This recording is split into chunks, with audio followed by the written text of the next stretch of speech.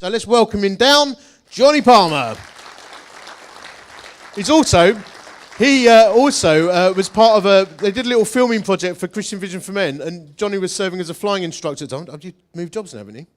Yeah. Yeah, we'll come on to that in a moment then. So Jonny was a flying instructor at the time, and Nathan Blackaby, you don't think you know this, Nathan Blackaby, who's CEO of CVM, said to me last week, I was taking a mick out of you, and he said, no, he's a proper good pilot. And I went, really? And he went, no, he's a proper good one. I went, why? And he said, because we did aerobatics in formation. And he said, like, our propellers from the different aircraft were nearly hitting each other. And I went, no, that's because he's not a very good pilot. No, but apparently you're amazing. So why don't you tell everyone where you're currently serving, where you have served, and you've been involved in a lot of active operations, haven't you? So why don't you just give people a military bio?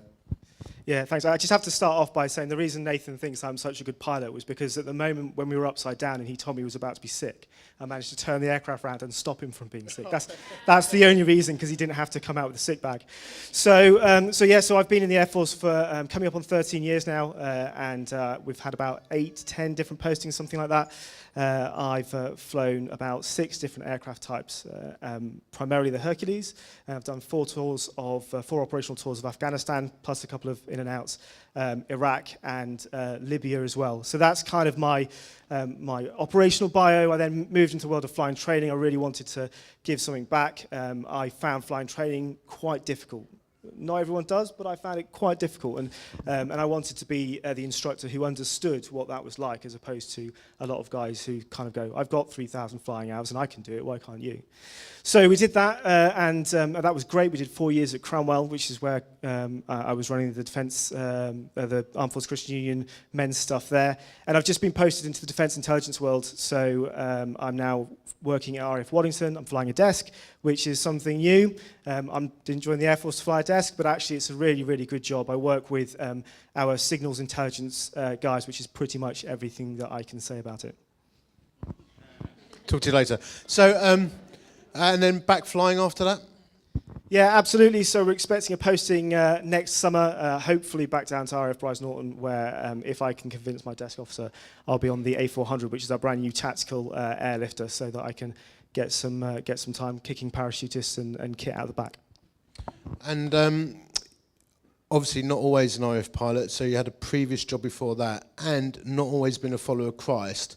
I don't know if you want to give a potted bio of that journey, and then just go straight into what you're going to bring. And I'll leave it with you. Let's pray for Jonny. Father, thank you for this man, great brother in Christ, good mate. And pray you bless him, God, as he blesses us.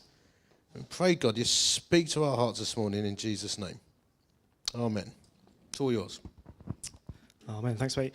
Yeah, so wasn't always a follower of Jesus. I grew up in a Christian home up until about the age of 5. Where we found out my dad had a bit of a dark secret, and he ended up going to prison for a number of years, which completely ripped the family apart. Now, in my 5-year-old logic at the time, I kind of went, yeah, I can't believe in a loving God and what's happened to my family and what my dad's done. So I completely chucked it away. But I always felt this kind of big spiritual gap, if you like, and I pursued kind of religion after religion, faith after faith, and kind of orthodoxy after orthodoxy, looking for something, looking for anything. And I went through pretty much every Eastern religion, and until I eventually ended up in witchcraft. I met a girl called Sarah, and she seemed to have real control over her life, and I thought, this is great. Control is what I want. So I got involved in witchcraft, and I got heavily into that. And it came to a point where I realised that actually I was really in deep, and I didn't like where I was. I didn't like what I'd become. And I went to my mum, who was still going to the church that I'd been brought up in, and I said to her, look, I just don't even know what to do. And she said, well, maybe it's not about having control. Maybe you've got it completely 180 degrees out. Maybe it's about relinquishing control to somebody else. Maybe that's what it's about. So I ended up going and speaking to her pastor, and then the rest, as they say, is history. I've been following Jesus now for a long time, probably coming up on 20 years. So more than half my life I've been following Jesus, and it has completely changed me. I'll get into a little bit of who I was, hopefully later on, but I wasn't a very nice character. I was dodging prison because I wasn't getting caught, and I was doing some pretty nasty things to people. I wasn't a nice guy. And anyway, so that was that. I then met my wonderful wife, Hayley, the most romantic of locations in a kind of corner of a car park in Grantham, Morrison's. It smelled of wee. It was, yeah, it's not the kind of place we go back to remember, but it was good. And then we ended up getting married. We moved to Leicester, and I became a psychiatric nurse, which was a really, really interesting job. And I use the word interesting. It was fantastic, and it was great getting to serve people, but I came to a point where actually I realised that in my heart of hearts I always wanted to be in the military, and that's how I ended up where I am today. And it's a real honour to be here with you guys today. It really, really is, for three main reasons. The first is, not a lot of you, in fact, probably only Carl will know this, but we were very nearly a part of your church family. About 18 months ago, we were looking to leave the Air Force and buy a house here to come join you guys. And again, I'll go into that in a little bit more detail. The second reason is, as I said, Hayley and I, we've had about 8 to 10 different houses. We've had about, therefore, 8 to 10 different churches. And as soon as I walked in today, I just had this real sense that it was like this little church. The little church was medium-sized church that we went to in Shrewsbury when I was doing helicopter training, and it was just like this. It was in almost all ways. It met in a school. You could just feel the warmth. You could feel the family, and in this whole thing, they just ooze love for each other. And we learned more about Jesus. We learned more about serving people. We learned more about looking after the least and the lost, and more about the spiritual gifts that Christ bestows on us in that place than anywhere. So as soon as I walked in, I just felt that it's a real honour. And finally, of course, it's an honour to be invited to talk on the 100th anniversary of the armistice. That's 100 years since the Great War, the war to end all wars finished. And I think one of the issues that we can have around armistice is that we make it all about World War I and maybe World War II, and we sometimes forget the people that have served in the conflicts since. So I saw a couple of people with medals on coming in. I think I saw a RAF Long Service and Good Conduct medal. Who here, just put your hands up briefly, and I hate to do this very American thing, but who here either is serving, has served, or importantly, is a family member of somebody who served, because I think they have it far worse than we do when we go on debt. So if you would just stick your hands up very quickly. Can I ask, there's actually loads of you, which means I'm going to have to be really careful about how I talk, because you'll know when I'm talking rubbish. Can everybody just give these guys and girls a round of applause, please?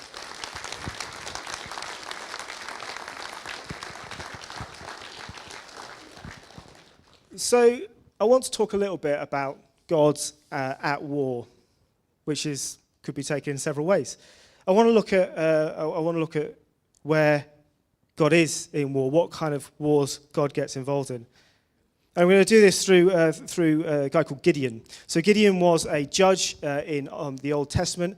So the story goes, as the Israelites left Egypt, they wandered through the desert for 40 years, and then they went into what we now know as Israel, and they took it over. And they didn't quite do exactly what God had told them to. They didn't take over the whole area that God had told them to take over.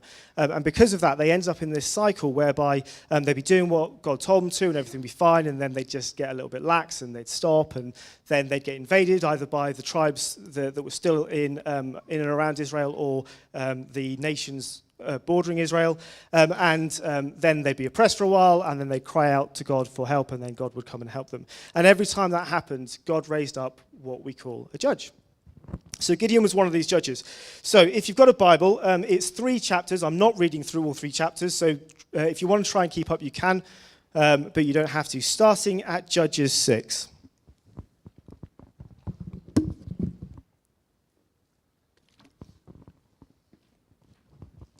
So Judges 6, 1 to 5. The Israelites did evil in the eyes of the Lord. And for 7 years he gave them into the hands of the Midianites, because the power of Midian was so oppressive. The Israelites prepared shelters for themselves in the mountain clefts, caves and strongholds. Whenever the Israelites planted their crops, the Midianites, Amalekites, and other eastern peoples invaded the country. They camped on the land and ruined the crops all the way to Gaza, and did not spare a living thing for Israel, neither the sheep nor the cattle nor the donkeys. They came up with their livestock and their tents like swarms of locusts. It was impossible to count them or their camels. They invaded the land to ravage it. So this is a pretty bleak picture. This is not a great picture. And you have to wonder, looking at it, whether they realized they were actually at war. Now, I remember the first time that I went to war. In fact, I remember every detail about the first time I went to war. I've been training for 5 years to get to that point. And I remember sitting in the TriStar. Some of you will have had the misfortune of having been on a TriStar, and for which I apologize. It was a 1950s, 60s built bunch of rivets that just rattled its way into a war zone. It was shocking. Anyway, so we come in over Pakistan. I'm in the back. I'm not flying. And all the lights go off. We've got our body armor on, our helmets on. Imagine sitting in an economy class on Ryanair, and you're all kind of like this because you've got all your kit on. All the lights go out, and they throw you down as fast as possible to try and you try and get down in as little distance as possible and as fast as possible so that the enemy's got as little time as possible to engage the aircraft. So we did that, and we rattled in, and then we got to Camp Bastion, and I had this period 4-day RSOI. Again, some of you will have gone through RSOI, which is a course designed to remind you of everything that you've done. Day one, you get up, you put all your kit on, and you do a desert march to make sure that you can cope with the heat. You then go and fire your rifle and your pistol to make sure that your accuracy is good enough to put you out on the front line. You end up doing first aid and trauma and all sorts of stuff. 4 days of purgatory, frankly. And then we got forwarded to Kandahar, which was where I was based, and I remember the first flight that I ever did in theatre. My call sign was Thumper 21. I think the call sign Thumper was because they knew how hard my landings were, because they were. And we went into ops, and we went for intelligence brief. We sat through every engagement that an aircraft had in Afghanistan over the last 48 hours. Every time something had been shot at, we went over the areas that we were going into, the threat levels that were there, the weapon systems we were expecting to see there with the enemy. We then went and got our body armor, our weapons, we counted our ammunition, we put it into our survival waistcoats, and we sent that ahead to the aircraft. And then we went to outbrief. And because it was my first time in theatre, I got absolutely nailed by the captain. He wanted every code word. He wanted every escape plan. He wanted to know what I would be doing if we got shot down. We wanted to know what I would do with the crew if we got shot down and he wasn't there to take command. Got absolutely nailed. I knew that I was at war. There was no way that I could have not known that I was at war. But I don't think these guys did know that they were at war. They had their heads in the sand. They were in a situation where they were hiding from the enemy rather than engaging them. Now, we're at war. The Bible tells us there's a spiritual battle going on, constantly going on between the followers of Jesus and an enemy, which it tells us prowls around like a lion, looking to dislocate us, looking to devour us. Sometimes we want to bury our heads in the sand about this whole thing because, frankly, it's a difficult thing to grasp, and it's not the sort of thing you want to face up to. But you need to ask yourself, why wouldn't you stick your head above the trench? Why wouldn't you be all out? And I think one of the reasons that we're not is because to do it, you really need to have trust. You need to have a huge amount of trust. Next slide, please. So I'm just going to go into Judges 6:11-24 bits of, so try and keep up if you can. The angel of the Lord came and sat down under the oak in Ophrah that belonged to Joash the Abiezrite, where his son Gideon was threshing wheat in a winepress to keep it from the Midianites. When the angel of the Lord appeared to Gideon, he said, "The Lord is with you, mighty warrior." Now, at this point, Gideon has a moan. He goes, well, I'm sorry, but the Lord is not with me because look what's happening to the nation. Look at it. We're invaded. I'm threshing wheat in a winepress. So this is a job that needs to be done outside because you thresh the wheat and the bad stuff the wind takes away. He's doing it inside, so it's not actually going to work. And he goes, so what you're saying is rubbish. I don't trust you at all. And he then goes, and even if that was the case, which it's not, God is not with me and I'm not a mighty warrior. I'm the smallest clan, I'm the least family in the clan, and I'm the smallest guy in my family. So why? Why would God be with me? And anyway, he has this conflab with the angel of the Lord, and eventually the angel kind of gets his point over, and Gideon goes, look, if I have found favor in your eyes, give me a sign that's really you talking to me. Don't go away, I'll come back and bring an offering and set it before you. The angel of the Lord, so he goes and gets the offering, he comes back, and the angel says to him, take the meat and the unleavened bread, place them on this rock, and pour out the broth. And Gideon did so. The angel of the Lord touched the meat and the unleavened bread with the tip of his staff. Fire flared from the rock, consuming the meat and the bread, and the angel of the Lord disappeared. When Gideon realized it was the angel of the Lord, he exclaimed, alas, sovereign Lord, I've seen the angel of the Lord face to face. But the Lord said to him, peace, do not be afraid, you are not going to die. So Gideon built an altar to the Lord there and called it, the Lord is peace. And to this day it stands in Ophrah of the Abiezrites. So Gideon had gone through this process of being utterly untrusting in God, utterly untrusting in anything that he said, any of the promises that he has. And he went from there and he went to a place of complete trust where he was convinced he was going to die. And as soon as God says that's not going to happen, he goes, okay, I believe that and I believe it so much I'm going to make a stand and I'm going to build an altar to say that that's the case. I had this one situation, was one captain when I was on debt. And I had a similar situation with him in that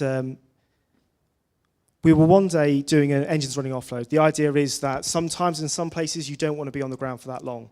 So you land, as soon as you put the brakes on, you open the back door. In fact, you open the back door before you put the brakes on, and you just throw all the troops out and you kick all the cargo out, and then occasionally there'll be a low loader there to then throw some more cargo on, and you spend as minimum time on the ground as possible. So we were sat there in the aircraft, and he just turned to me whilst they're doing this down the back. He turns to me and goes, so JP, I hear you don't believe in dinosaurs. I don't believe in dinosaurs? He said, yeah, somebody told me you don't believe in dinosaurs. I'm like, well, I find it pretty difficult to disbelieve something you dig up out of the ground. And besides anything else, our son at that time was at the stage where you have to take him to a new museum with new dinosaurs every other month because he's just absolutely loving dinosaurs. So anyway, this prompted this whole conversation about what is Christianity, what do I believe, what don't I believe, what does the Bible actually say, what doesn't it say. And we got into this routine whereby every day where we went flying, we would spend a couple of hours, he'd pick a topic to try and quiz me on, and then we talk about it. And it gets to a point where we could do that for about 4 weeks. So there was a lot of topics covered. We'd done how did Noah fit all the animals in the ark. We'd done how do you look for a global flood in geology. We'd done all sorts of stuff and all the detailed theology. You know, how can you have a God who does and allows this sort of stuff? So we got to a point where I said, okay, Beaker, and we called him Beaker because he looked like a Muppet. We said, all right, Beaker, what's tomorrow? And he said, well, there's no point. And what do you mean there's no point? I'm game. And he says, no, there's no point because, frankly, you've answered everything I've got. I don't have anything left. I was like, yes, winner. So then on the fast forward 2 weeks, and we're on the last day of the debt, and we've been flying over somebody's house for 10 hours in a circle, waiting, watching, in order to wait for the right time to be able to call in an airstrike on this guy. And it'd been a long, boring day. We'd done lots of chatting about not an awful lot. And as we're just heading back to base, he says, oh, have you ever been zero-G surfing? I said, what do you mean zero-G surfing? He said, like astronauts, zero-G surfing. And I went, no, why? So you see, whenever you fly an aircraft, and you will have experienced it, whenever you go on a roller coaster or an aircraft, you will have experienced negative G. Whenever you push the nose down, you get some level of negative G. But if you're flying anything other than probably Ryanair, then they do it nice and gently. So you don't feel it. You probably go down to about 0.8 G or something like that. So you don't really feel it. However, being a military aircraft, the Hercules has got a much bigger range that we can fly in. So we could fly at about -1 G, I think, for about 2 minutes. So he said, "Oh, unstrap, go down the back, and I'll show you what it's like." Fantastic. So he did. It's probably one of the best experiences of my life. I spent about 45 seconds a minute just floating around the back of a Hercules. It was fantastic. Anyway, so we did that, and I came back up, and the Beaker was as white as a sheet. He was really white. So what's up? Without boring you with the details, the Hercules has got various different limitations depending on how much cargo we've got, how much fuel we've got, all that sort of stuff. And the computer was in the wrong configuration, so the computer thought that we had overstressed. which meant that when we got back, we were going to hand the engineers the data card, and they were going to want to know why we'd overstressed the aircraft. Now, we hadn't done anything wrong unless we'd overstressed the aircraft, in which case we'd be in a lot of trouble. So he was really, really unhappy about this. And we get down on the ground, we send the engineer off with a data card, and we go back to take all the weapons, body armor back in and to give the intelligence brief back to the intelligence officer. And he's just getting more and more agitated about this. We leave to go and pick up the engineer, and he's sat in the front of this. We had this like old beat-up Toyota Hilux, and he's sat in the front, and I'm sat in the back, and he just turns to me and goes, JP, you've got to pray.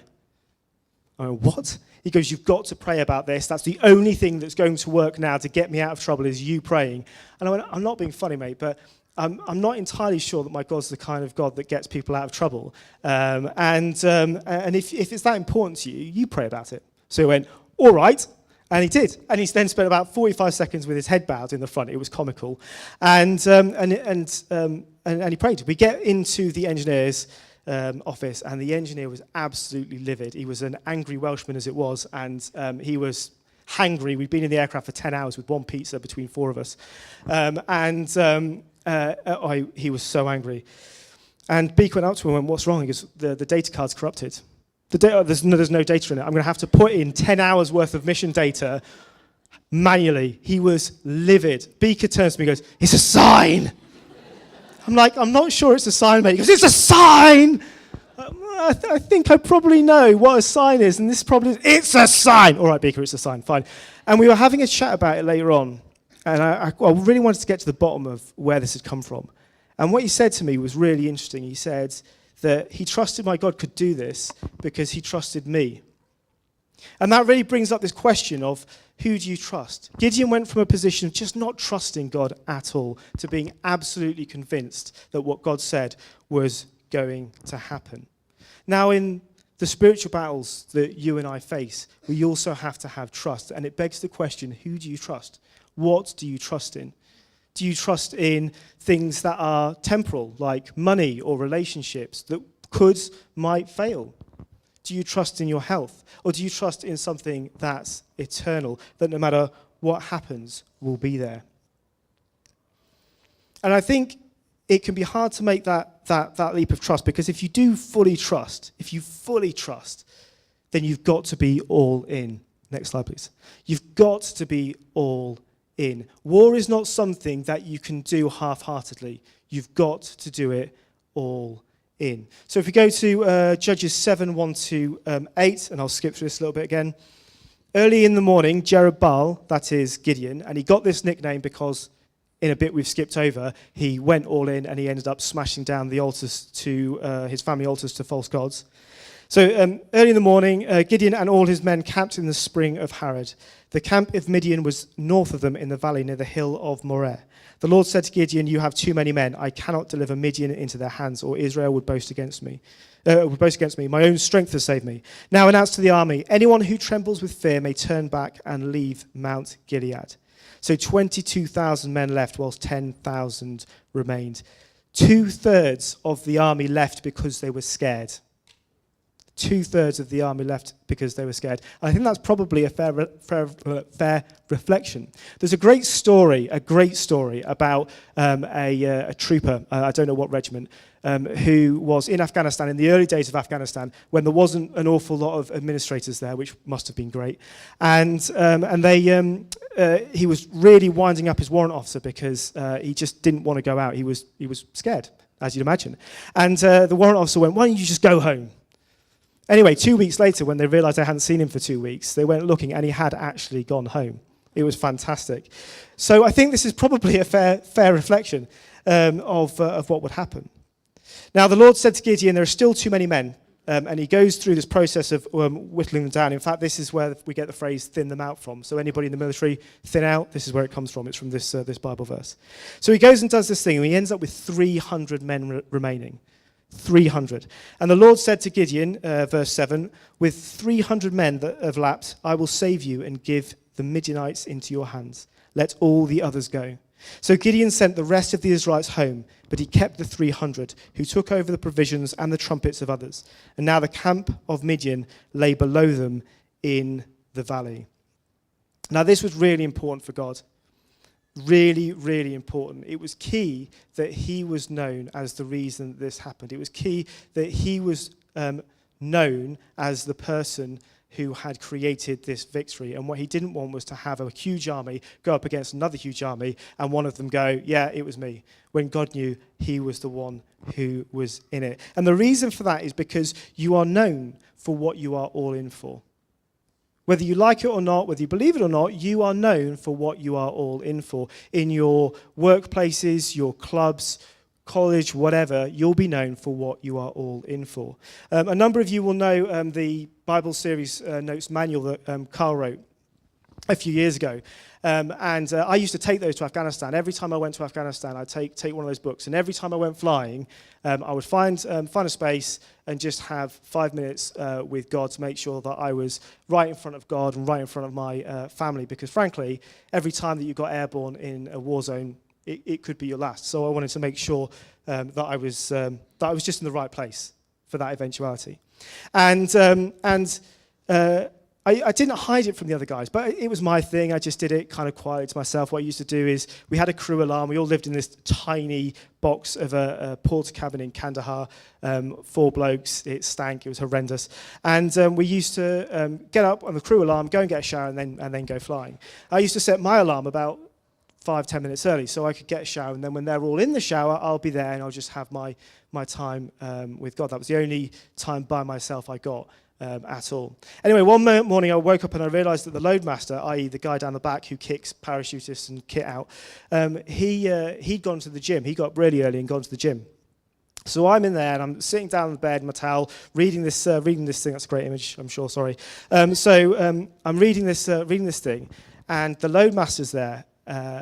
Drying himself off. Now, just to give you an even worse image, the loadmaster was a behemoth of a Scottish rugby player.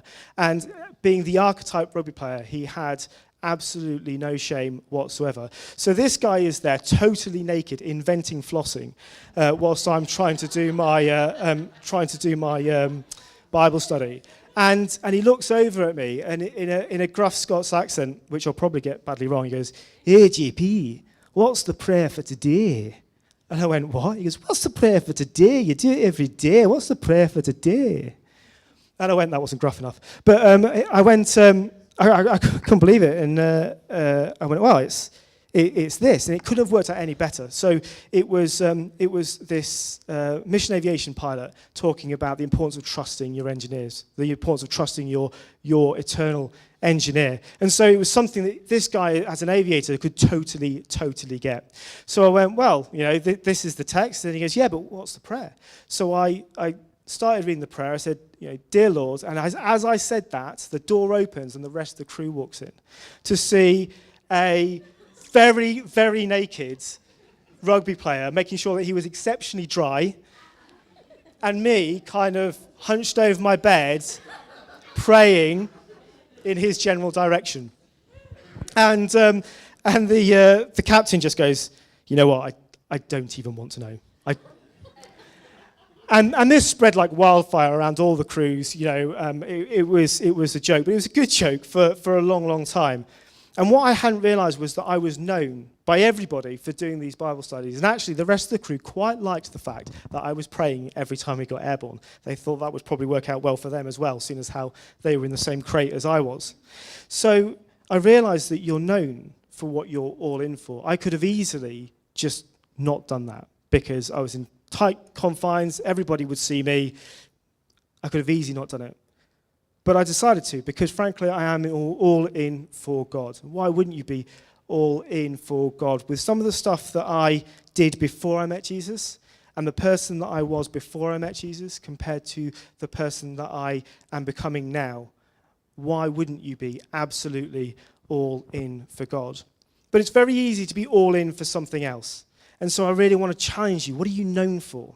What are you known for around your place of work or college or wherever? Are you known for chasing money, or are you known for wanting that promotion more than anything else and being willing to do anything to get it?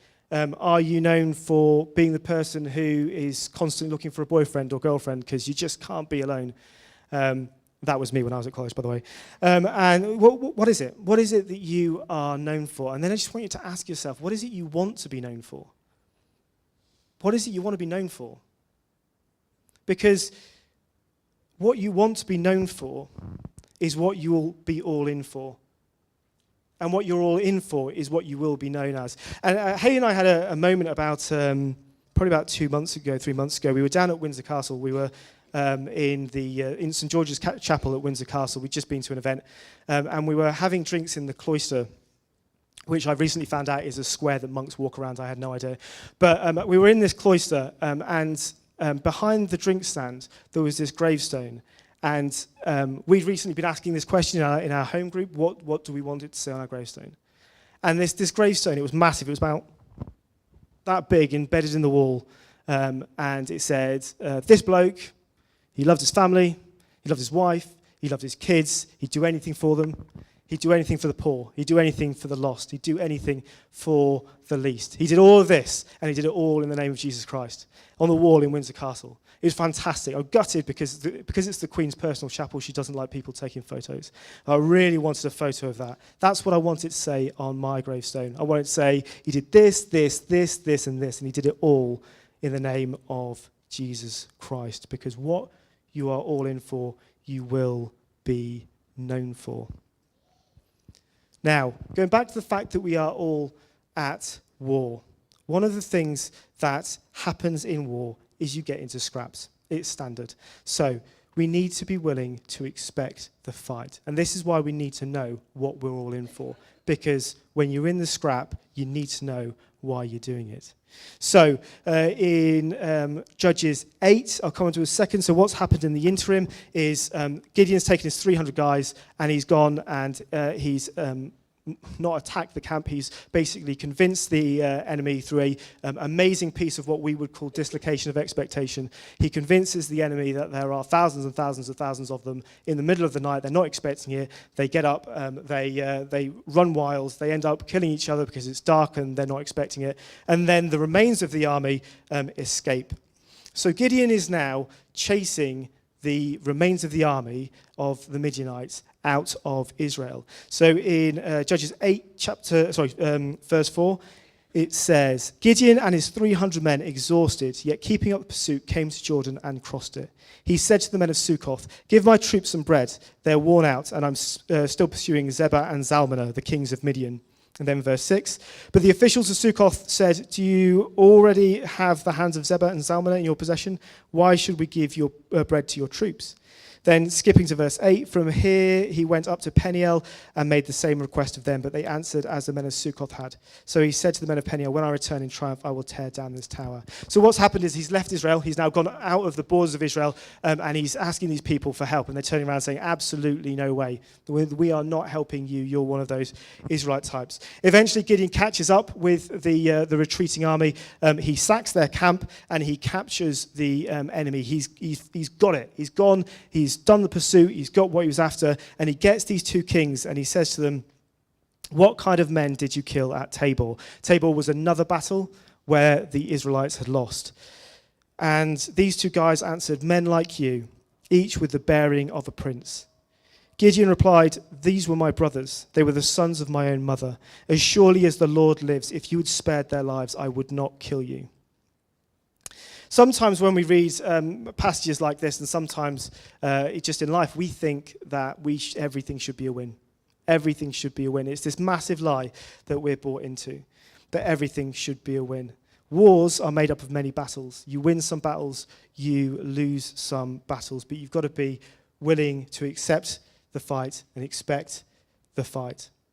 I said earlier on that we were very nearly here with you guys, and basically the story behind that is I got a phone call from Carl. He offered me a job in one of the many pies that he has his fingers in, and we prayed about it and we thought, yeah, this is absolutely the right thing. It's time to leave the Air Force. It's time to go and do this thing.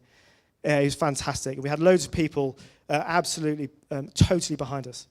This is probably the longest running and the most difficult spiritual battle I have ever faced. And more than anything else, it has absolutely convinced me that there is a real and tangible spiritual battle in this world. More than anything that I experienced in witchcraft or when I left witchcraft, which wasn't that nice. So within a week of calling Carl and saying, I'm in, my daughter got sick. She can't be with us today.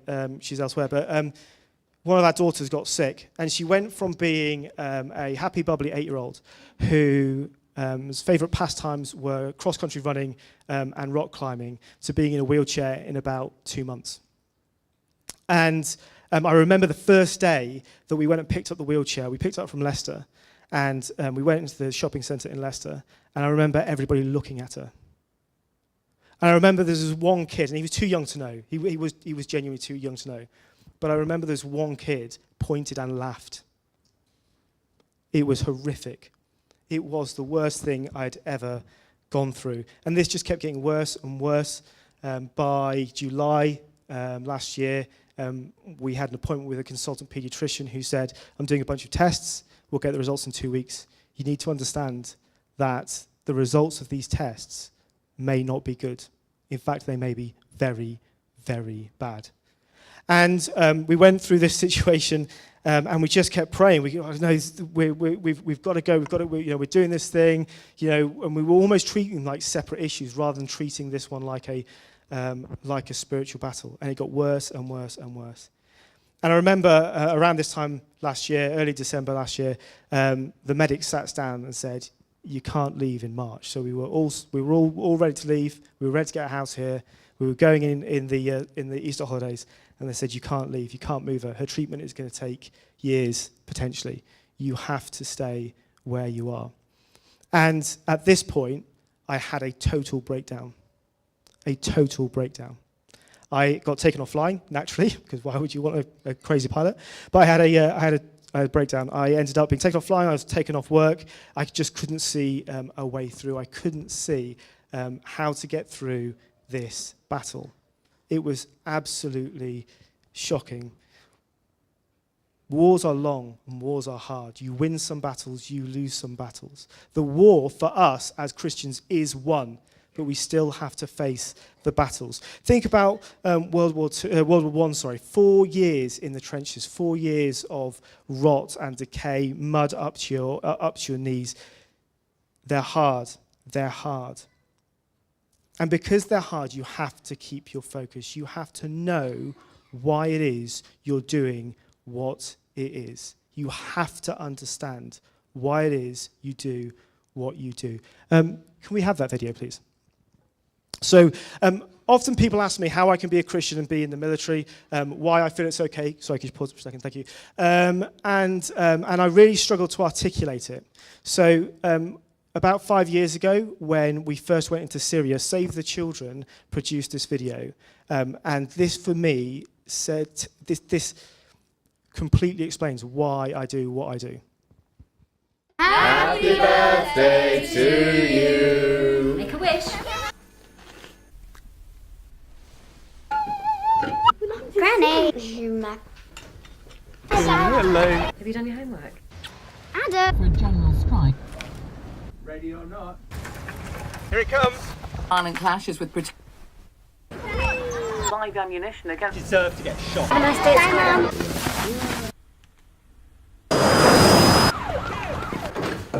Airstrikes on rebel position. We are going to stay. What's happening?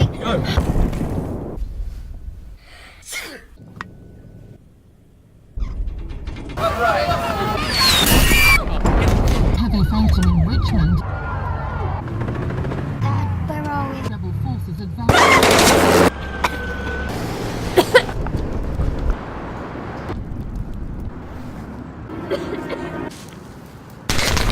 Daddy!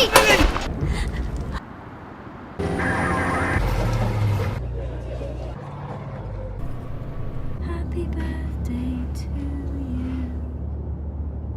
Make a wish, darling.